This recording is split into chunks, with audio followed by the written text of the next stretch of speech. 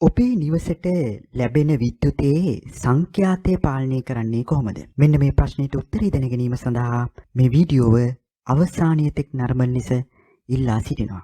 Frequency control in power system.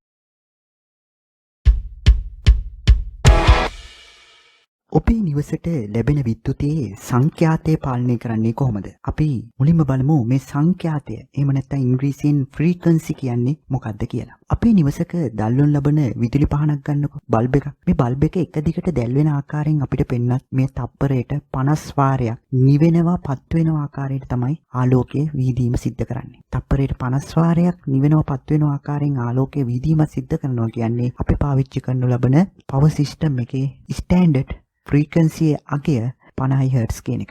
මේක සමහර රටක 60 Hz වෙන්න පුළුවන්. මම මේ ඇඳලා තියෙන වක්‍රේ තප්පරයක් තුල වට දෙකක් නිර්මාණය කරලා තියෙනවා. එක තප්පරයක් තුලදී වට දෙකක් සයින් වේව් ආකාරයේ වට දෙකක් නිර්මාණය කරලා තියෙනවා. ඒ කියන්නේ මේ සංඛ්‍යාතය 2 Hz කියන එක තමයි ඒයින් අදහස් වෙන්නේ. තප්පරයක් තුල මෙවැනි වට 50ක් නිර්මාණය කරලා තියෙනවා නම් එහි සංඛ්‍යාතය 50යි. තප්පරයක් තුල මෙවැනි වට 60ක් නිර්මාණය කරලා තියෙනවා නම් එහි අගය වන්නේ 60 Hz කියන එක.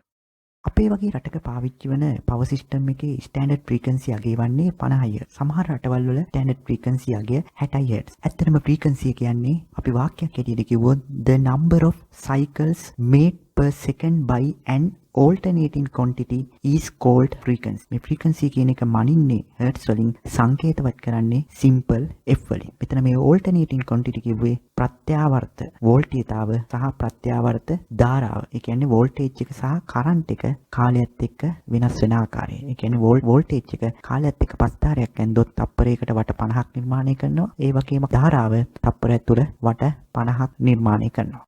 How to frequency control in power system. යම්කිසි රටක power system එකේ frequency control කරන්නේ කොහොමද? මෙන්න මේ සම්බන්ධව වීඩියෝ දෙකකින් ඔබ හමුවේ ගෙනීමට මම බලාපොරොත්තු වෙනවා. අදහි පළමු වීඩියෝව තමයි ඔබ හමුවේ ගෙනෙනු ලබන්නේ. යම්කිසි රටක power system එක frequency ගත්තොත් එහෙම එක standard value එකක්. generation, transmission, distribution කියන ක්‍රියාවලි තුන පවු කරලා consumer දක්වා එන මේ සමස්ත ක්‍රියාවලිය තුළදීම මේ සමස්ත පද්ධතිය තුළදීම දැකිය හැකිවන්නේ එකම frequency value එකක්. ඒ කියන්නේ ආසන්න වශයෙන් standard frequency valuation එකට සමාන අගයක් තමයි දකින්න පුළුවන් වෙන්නේ. මෙහි යම්කිසි deviation එකක් තියෙන්න පුළුවන්. ඊට වඩා standard frequency එකට වඩා යම්කිසි ප්‍රමාණයක් අඩු වුණත් system එක healthy වෙලා යම්කිසි ප්‍රමාණයක් වැඩි වුණත් system එක healthy වෙන්න පුළුවන්. මේදී ඔබගේ තේරුම් ගැනීමේ පහසුව සහ මතකයේ රඳවා ගැනීමේ පහසුව සඳහා මම පුංචි උදාහරණ දෙකක් අරගෙන කොහොමද system එකක frequency control කරන්න කියලා ඔබ හමුවේ ගෙනීමට බලාපොරොත්තු වෙනවා.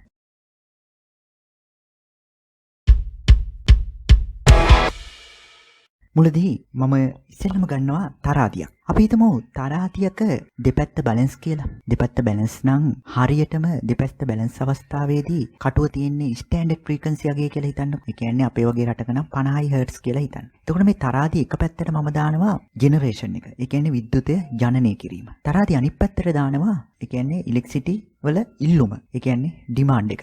සාමාන්‍ය සිස්ටම් එක හෙල්දි නම් හරියටම 50 හර්ට්ස් නම් මේ ජෙනරේටඩ් පවර් කියන එක ලෝඩ් ඩිමාන්ඩ් එකට සමානයි. අපි මේ විද්‍යුතය කියන එක හදලා ගබඩා කරලා තියෙන දෙයක් නෙමෙයි.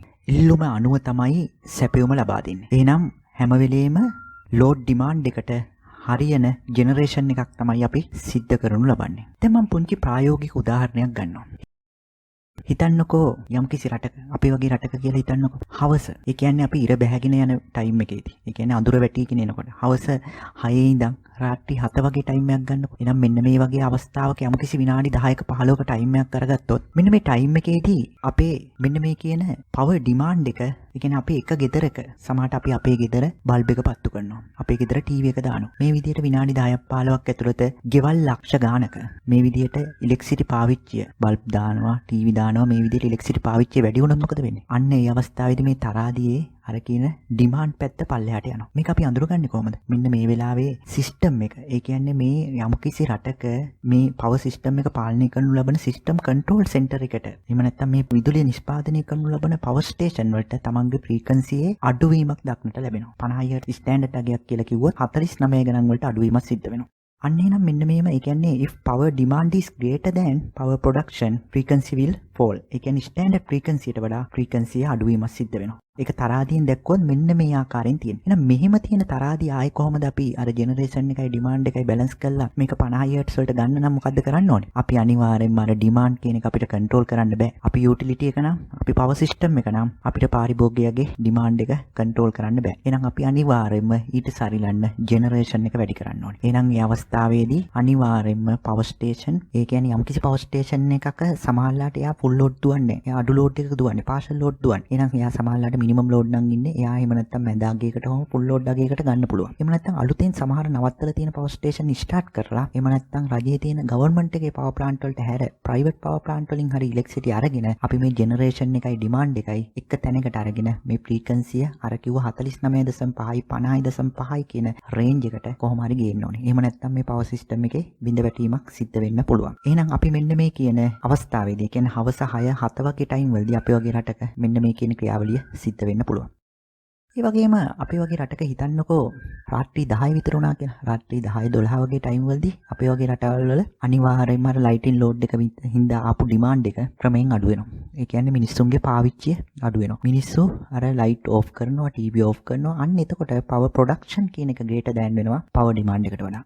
එතකොට මේක කොහොමද දැනගන්නේ? අර ෆ්‍රීකවන්සි කියන එක 50 පහු කළා. අර ස්ටෑන්ඩඩ් ෆ්‍රීකවන්සි යගේ පහු කළා. ඊට වඩා වැඩි යගයකට යනවා. අන්න එහෙනම් ඊට වඩා වැඩි යගයකට යනවා නම් මේ සිස්ටම් එක හෙල්ති තියාගන්න නම් මොකද්ද කරන්න ඕනේ? ඒ කියන්නේ ආයෙ අර තරහදී ජෙනරේෂන් පැත්ත පල්ලෙහාට යනවා, ඩිමාන්ඩ් පැත්ත උඩට යනවා. අන්න එහෙනම් මේක හෙල්ති තියාගන්න නම් අපි ආයෙ පාරක් අර ජෙනරේෂන් කියන එක අඩු කරන්න සිද්ධ වෙනවා. ඒ කියන්නේ සමහර අර අපි ගත්ත ගවර්න්මන්ට් නැතුව ප්‍රයිවට් වලින් ගත්ත පවර් ප්ලාන්ට් සමහරට නවත්තන්න වෙන්න පුළුවන් පොඩි පවර් ප්ලාන්ට්. සමහර පවර් ප්ලාන්ට් වල ෆුල් ලෝඩ් දිවුවා නම් ඒවා අඩු පාර්සල් ලෝඩ් වලට ගන්න පුළුවන්. එහෙම නැත්නම් මිනිමම් ලෝඩ් වලට අරගෙන ආයෙත් මේක 50 Hz වලට ගේනවා. එහෙනම් දැන් පැහැදිලි නේද? හරියට මේක තරහදීක දෙපැත්තක් වගේ. හරියටම මේක බැලන්ස් එකේ තියෙනවා නම් හෙල්දි තියෙනවා නම් ජෙනරේෂන් එකයි ඩිමාන්ඩ් එකයි තරහදී දෙපැත්තේ හරියටම බැලන්ස් එකේ තියෙනවා. ඒක එක පැත්තකට හරි වැඩි වුණොත්, ඒ කියන්නේ ඩිමාන්ඩ් එක වැඩි වුණොත් අනිවාර්යෙන් ජෙනරේෂන් වැඩි කරන්න ඕනේ. ඩිමාන්ඩ් එක අඩු වුණොත් ජෙනරේෂන් අඩු කරන්න ඕනේ. ඒ වගේම එකපාරට ජෙනරේෂන් අඩු වුණා කියලා හිතන්නකෝ. පවර් ප්ලාන්ට් එකක යම්කිසි පවර් ප්ලාන්ට් එකක් ට්‍රිප් වෙනවා. අන්න එහෙනම් ශනික වේ අවස්ථාවේදී සමහරලාට අපිට තියෙන පවර් ප්ලාන්ට් ෆුල් ලෝඩ් අරගෙන ජෙනරේෂන් වැඩි කරගන්න පුළුවන්. එහෙම නැත්නම් යම්කිසි ට්‍රාන්ස්මිෂන් ලයින් එකක් අර කිව්වා මම මුලින් කිව්ව ට්‍රාන්ස්මිෂන් සිස්ටම් එකේ ට්‍රාන්ස්මිෂන් ලයින් එකක් ට්‍රිප් කළා සමහරලාට මේ තරහදිය බැලන්ස් කරන්න පුළුවන්. එහෙනම් ඒ සම්බන්ධව කොහොමද ඒ දේ සිද්ධ කරන්න කියලා ඉදිරි වීඩියෝ වලදී තවත් පැහැදිලිව ඔබ හමුවේ ගෙනීමට බලාපොරොත්තු වෙනවා. එහෙනම් යම්කිසි රටක අපි හිතමු x අක්ෂයට කාලයක් y අක්ෂයට ලෝඩ් එකක් අරගෙන ලෝඩ් කර්ව් එකක් ඇන්දොත් මම මේ ආසන්න වශයෙන් ඇන්දේ මේ වගේ ලෝඩ් කර්ව් එකක් ඇන්දොත් අර මං කිව්ව උදාහරණේ වගේ මේක අර කියන රාත්‍රිය උදා වෙනවත් එක්කම රාත්‍රී 6 7 8 වගේ ටයිම් වල ඒ වගේම උදේ 5 6 ටයිම් වල අර කියන ඩිමාන්ඩ් එක වැඩි වීමත් එක්ක ජෙනරේෂන් වැඩි කරන්න වෙනවා. පුංචි උදාහරණයක් ගන්න. මේ උදාහරණේ තියෙන්නේ ටැප් එකකින් වතුර වැක්කිරෙනවා යම්කිසි බේසමකට. මම මේ බේසමේ කඩඉරි වලින් දක්වලා තියෙන ස්ටෑන්ඩඩ් ෆ්‍රීකවන්සි එක. ඒ වගේම මේ ටැප් එකකින් වතුර පැමිණීම එළියට වාදනයට වැටීම මම කරනවා ජෙනරේටඩ් පවර් කියලා. මේ ටැප් එකට මම කියනවා ජෙනරේටර් එක කියලා. එතකොට ඒකේ සිදුරක් විදලා ඒකෙන් එළියට වතුර යන එකට කියනවා ලෝඩ් එක කියලා. මේකේ මේ ජෙනරේටඩ් පවර් ඒ කියන්නේ ටැප් එකෙන් වැටෙන වතුර ප්‍රමාණයට සමාන ප්‍රමාණයක් එළියට යනවා නම් අනිවාර්යයෙන්ම මේ වතුර මට්ටමේ ලෙවල් එක අර කඩඉරි ලෙවල් එකට වඩා වැඩි වෙන්නෙත් නැහැ අඩු වෙන්නෙත් නැහැ. අන්න එහෙනම් අපේ සිස්ටම් එක හෙල්දි තියෙනවා නම් අනිවාර්යයෙන්ම මෙන්න මේ කියන ආකාරයට ජෙනරේටඩ් පවර් එක ලෝඩ් එකට සමාන වෙනවා. ඒ වගේම යම්කිසි අවස්ථාවක අපි හිතමු අර මං කිව්ව හවස 6 ඉඳන් 7 වගේ ටයිම් එකකදී මොකද වෙන්නේ? අර ලෝඩ් එක කියන එක වැඩි වෙනවා. වැඩි වීමත් එක්ක මොකද වෙන්නේ? අර කඩඉරි දක්වා තිබුණ ජල මට්ටම ඊට වඩා පල්ලෙහාට යනවා. අන්න එහෙනම් මේක කන්ට්‍රෝල් කරන්න නම් ටැප් එකෙන් එන වතුර ප්‍රමාණය අනිවාර්යෙන්ම වැඩි කරන්න ඕනේ. එහෙම වැඩි කරලා තමයි අපිට නැවත වතාවක් මේක අර කඩඉරි මට්ටමට ගේන්න පුළුවන් වෙන්නේ. එතකොට තමයි ආයි සිස්ටම් එක හෙල්දි තැනකට ගේන්න පුළුවන් වෙන්නේ. මේකත් අර තරහදී උදාහරණයේ වගේම දෙයක් තමයි ඔබගේ තේරුම් ගැනීමේ පහසුවට ගෙනියනු ලබන්නේ. ඊට පස්සේ අර මම කිව්ව විදිහට රාත්‍රිය උදා වුණා කියන්නකො රාත්‍රී 10 11 වගේ ටයිම් වලදී මොකද වෙන්නේ? අර කියන ලෝඩ් එක අඩු වෙනවා. අඩු වෙනවත් එක්කම ටැප් එක නමුත් ඇරලා තියෙන්නේ අර ගන්නටම. ඒ කියන්නේ ජෙනරේටඩ් පවර් එක ඉස්සෙල්ලා ගන්නවා. අන්න එහෙනම් ඒක මොකද වෙන්නේ? අර කඩඉරි පහු කළා අර වතුර මට්ටම පිරෙනවා. වාජනේ වතුර මට්ටම අර කඩඉරි පහු කළා පිරෙනවා. නැවත අර කඩඉරි මට්ටමට ගේන්න නම් ටැප් එක ඊට වඩා ටැප් එකෙන් පිට වෙන වතුර ප්‍රමාණය ඊට වඩා අඩු කරන්න ඕනේ. ඒ කියන්නේ ජෙනරේටඩ් පවර් කියන එක අඩු කරන්න ඕනේ. එහෙනම් මේ උදාහරණය ගෙනාවේ ඔබගේ තේරුම් ගැනීමේ පහසුව සහ මතකයේ රඳවා ගැනීමේ පහසුව සඳහා විතරයි. එහෙනම් මම මේදී අපි මෙතෙක් වෙලා ගත්ත දේ අනුව සාරාංශයක් හැටියට ඉදිරිපත් කරොත් ෆ්‍රීකවන්සි කියන එක සමානුපාතික වෙන්නේ 1.8 පවර් අවුට්පුට් වලට. ඒ කියන්නේ හැම වෙලේම ලෝඩ් එක වැඩි වෙනකොට අපි ඒක දැනගන්නේ ඩිමාන්ඩ් එක වැඩි වෙනකොට තරහාදියේ අපි ඒක දැනගන්නවා ෆ්‍රීකවන්සිය ඩ්‍රොප් වෙනවා. ඒ වගේම ඩිමාන්ඩ් එක අඩු වෙනකොට ෆ්‍රීකවන්සිය වැඩි වෙනවා. ඒ කියන්නේ මේක අනුලෝමව නෙමෙයි ප්‍රතිලෝමවයි සමානුපාතික වෙන්නේ ඩිමාන්ඩ් එකට. ඒ වගේම මේ පවර් ඩිමාන්ඩ් එක කියන එක අපිට සමාන කරන්න පුළුවන් කන්සියුමර් ඩිමාන්ඩ් ප්ලස් සිස්ටම් ලොසස් කියන එක. ඒ කියන්නේ ඇත්තටම පවර් ඩිමාන්ඩ් එක කියන්නේ කන්සියුමර් ඩිමාන්ඩ් එක පමණක් නෙමෙයි. මේකට සිස්ටම් ලොස් එකක් එකතු වෙන්න ඕනේ. එහෙනම් අද මේ වීඩියෝව මෙතනින් නවත්තන්න මම බලාපොරොත්තු වෙනවා. ඉදිරියේදී මේ ෆ්‍රීකවන්සි කන්ට්‍රෝල් කිරීම සම්බන්ධව කොහොමද මේ සිස්ටම් කන්ට්‍රෝල් සෙන්ටර් එකකින් රටක ෆ්‍රීකවන්සියක් යම්කිසි පවර් ස්ටේෂන් එකක් හෝ පවර් ස්ටේෂන් කිහිපයක් යොදාගෙන සිදු කරනු ලබන්නේ කොහොමද කියලා ඉදිරි වීඩියෝ වලදී තවදුරටත් පැහැදිලිව ගෙනීමට බලාපොරොත්තු වෙනවා. මේ වීඩියෝ දැන ගැනීම සඳහා අපගේ channel එක subscribe කරලා bell icon එක click කරලා comment කරලා like කරන්න. ස්තුතියි. Thank you.